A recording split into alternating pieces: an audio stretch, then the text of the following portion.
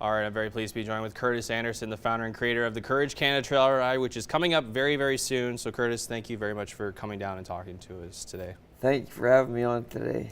Well, let's talk a little bit about your background. We all know kind of, what happened to you many years ago, but just for those that may not know about what happened to you, just give us a little summary of what happened. Well, on June 27th, 2002, I was riding bulls at the Panuka Stampede, and I lost my balance and my head hit the bull's head twice, so I've learned how to walk, talk, and regain the use of my left arm again.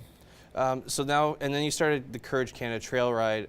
What made you want to start something up like that, though?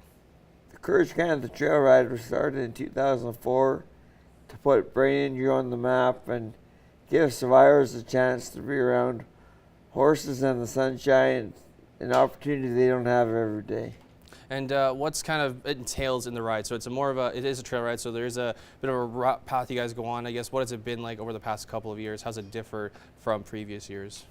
Well, we go on the same trail, but there's a lot more interest, and the trail has changed a bit.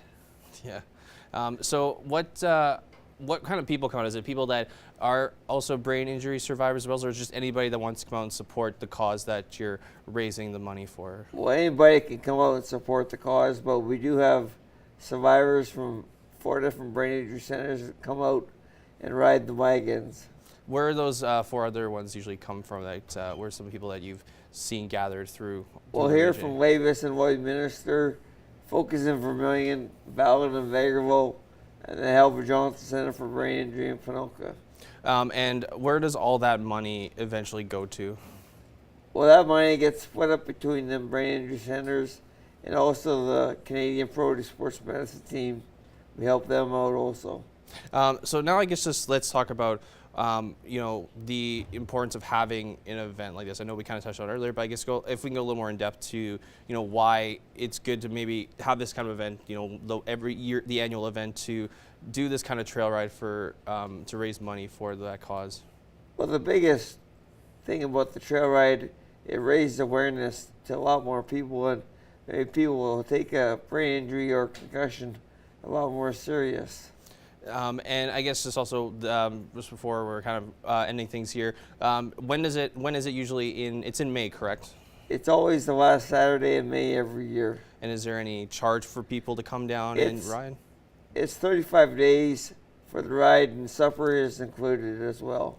So you talked about the supper. There might be any extra kind of incentives that come with like the evening parts. Is there any kind of thing you can do after the trail ride that people can expect?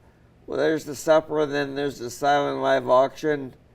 I'll do my cowboy poetry and my speech, and then there'll be a dance with Laura Hayes as their entertainment. And how have you seen the event grow over the years? Because you've been doing it for how many years now?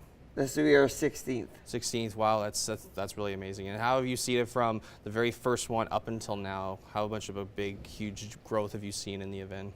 Well, the first one we wrote Elk Island Park, and there's half a dozen one-day riders, 12 the next, and last year we had 53 riders and 6 wagons and 34 on the wagons and over 200 a supper.